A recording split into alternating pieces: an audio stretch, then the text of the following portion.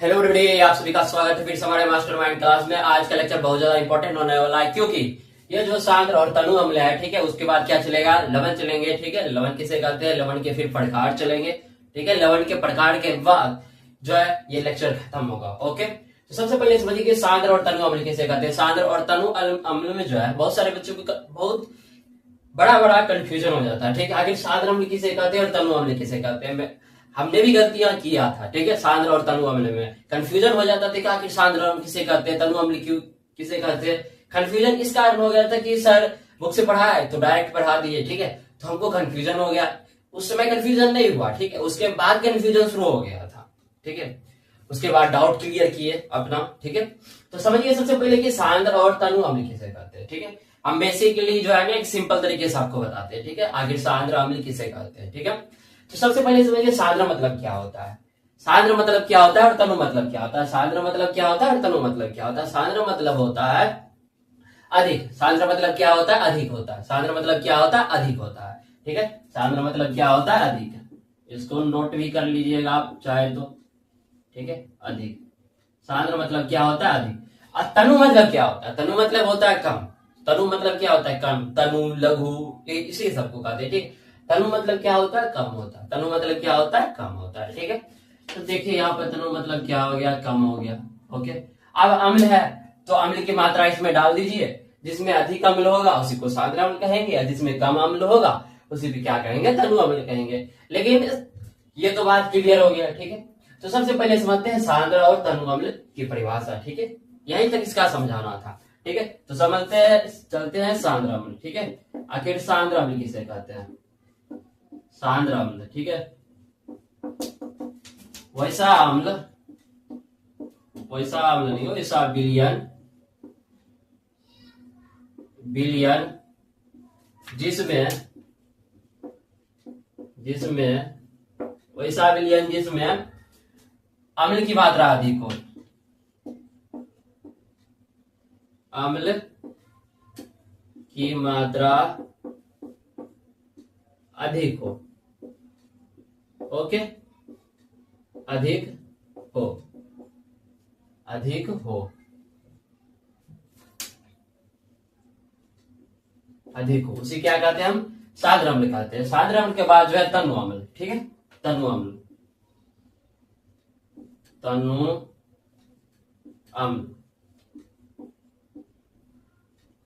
ठीक है, वैसा वैसा विलयन जिसमें अम्ल की मात्रा कम हो। ठीक है, वैसा विलयन,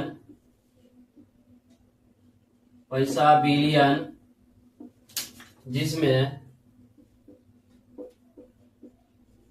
जिसमें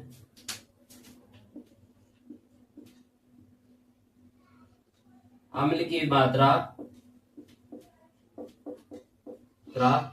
कम हो, वैसा विलयन जिसमें अम्ल की मात्रा क्या हो, कम हो।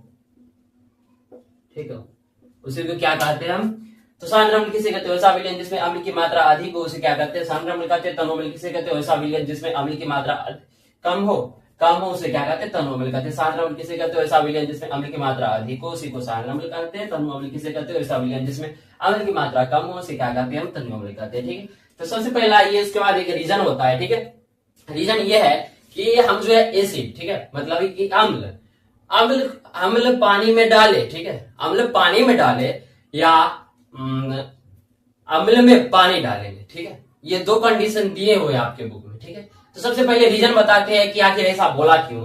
तो देखिए सबसे पहला कंडीशन ये है कि ये जो अम्ल है, ठीक है, अम्ल को जब आप पानी में डालिएगा या पानी को, मतलब पानी में जो है जब आप पानी में जो है आप अम्ल डालिएगा या अम्ल में पानी डालिएगा तो क्या होगा। ठीक है, तो सबसे पहला रीजन, ठीक है, आपको जो है कभी भी अम्ल में पानी नहीं डालना। ठीक है, ये गलत है।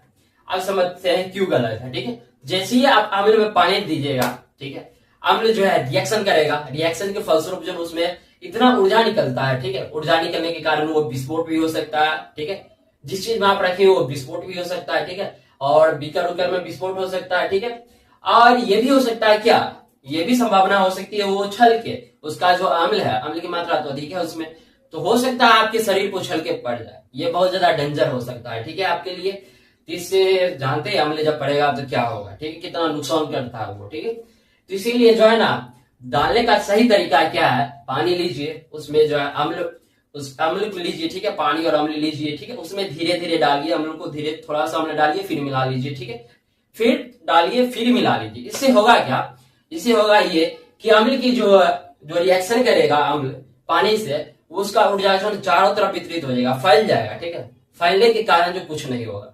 समझ में आ गया, ठीक है। अब चलते हैं क्या, लवण, ठीक है।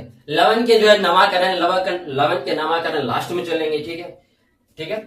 और आप जो चलते हैं लवण, लवण किसे कहते हैं नहीं करते उसके बारे में चर्चा करते हैं, ठीक है। समझते हैं लवण के बारे में।